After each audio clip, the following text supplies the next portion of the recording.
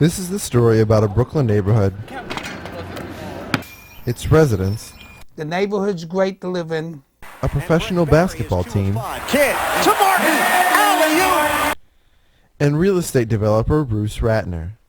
New York's top politicians and Ratner want to move the New Jersey Nets to Prospect Heights. If the Nets move in, it would force residents like Joseph Pastore Firehouse out. there, right across the street. We have the police department right there. Pastore grew up an orphan, moving from shelter to shelter. He settled into his Dean Street apartment in 1967. I lived here mostly all my life. I want to stay here the rest of my life. I don't want somebody to come and tell me, get the hell out. Using a law named eminent domain, the state can make Pastore move again. Ratner's company, Forest City Ratner, won a bidding war for the Nets in January. Now Ratner intends to build a $2.5 billion complex on a 6-block span along Atlantic and Flatbush Avenues. The development would include an arena for the Nets and 17 high-rise apartment and office buildings.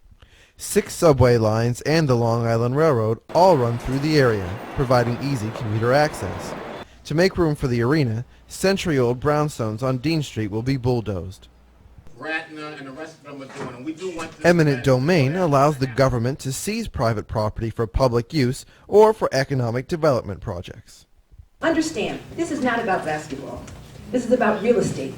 This is a land grab. Meeting weekly since they found out about the project in August, local politicians and residents dispute that Ratner's project is for public use. New York State has condemned land for projects like Lincoln Center, the World Trade Center, and Rockefeller Center using eminent domain. Where the rub comes in all this is the definition of public purpose.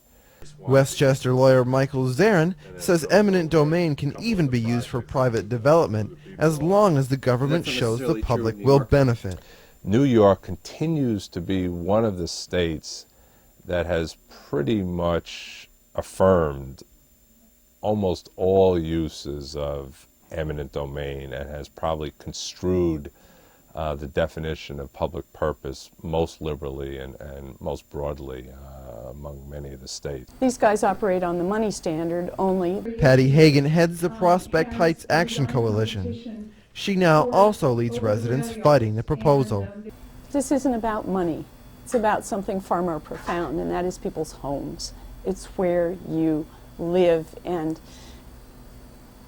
it's about your neighborhood. Hagan wanted to prove Bruce Ratner underestimated the number of people his plan would displace. In his initial estimates, he placed that number at 100. He now accepts an estimate of about 400 people. That speaks to the fact that, you know, he guesstimates things, and that he has failed to visit the people.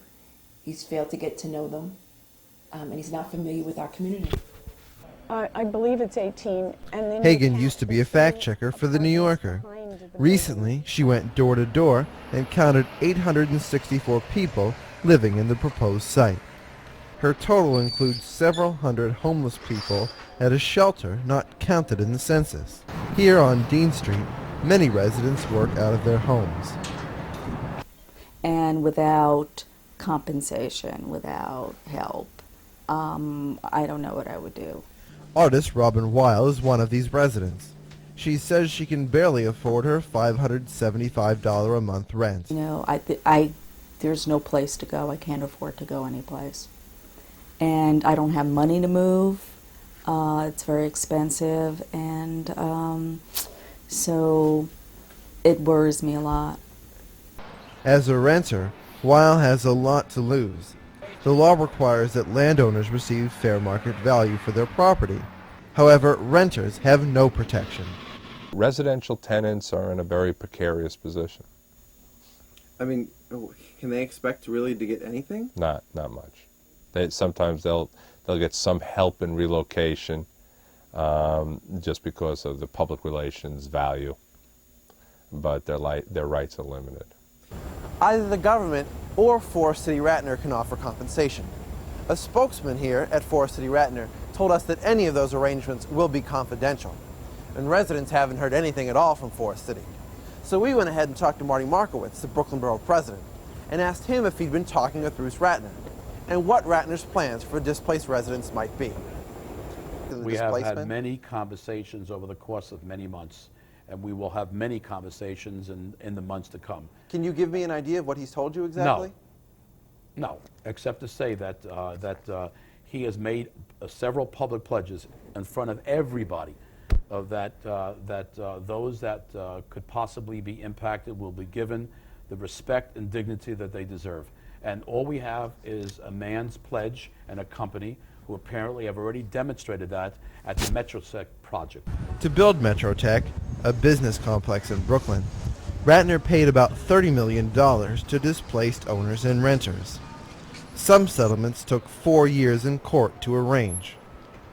But Avi Erdos, owner of Sid's Hardware, struck a deal with Ratner after only 3 months.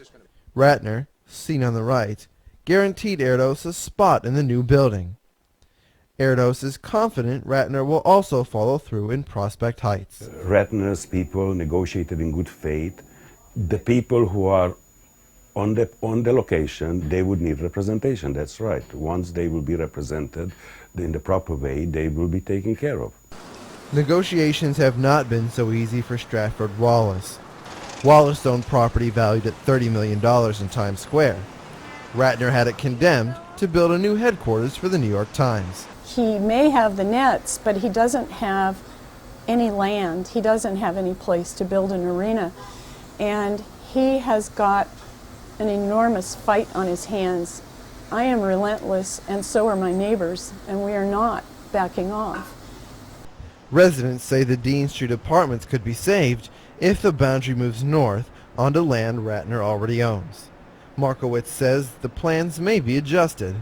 Every effort is being made to review how the footprint of the arena can be to minimize the amount of folks that might be impacted.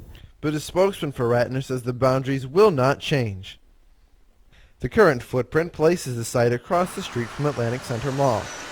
Ratner owns the mall and collects almost $2 million in rent each year from state agencies. The big mystery here is, how did Ratner get to be the sole developer for most of these sites that are being developed in Brooklyn? How did that happen? In 1970, Ratner and Governor Pataki graduated from Columbia Law School. In the 1990s, Forest City paid more than any other company to lobby throughout city and state governments. Zarin warns that no matter how strong the community's argument seems, they may be fighting a losing battle. What that means is you need to oppose it as an absolute, and then maybe later down the line, use that leverage for a compromise, because it's hard to beat these types of projects. I mean, it really is. A compromise might change Brooklyn for good. Hagan fears Ratner's developments will fill Brooklyn with skyscrapers. Neighborhoods could be divided. Chain stores could sap the borough's individuality.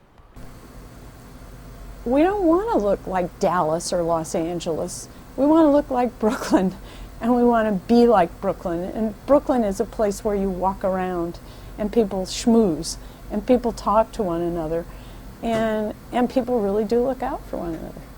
Borough President Markowitz is more optimistic. There is such a thing as the greatest good for the greatest number. I really believe that, and I know that this project is right for Brooklyn. This is the right time, and generations of Brooklynites will say thank you.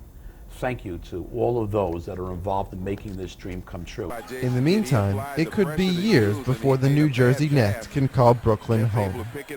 Tim Pucco, Columbia Television News.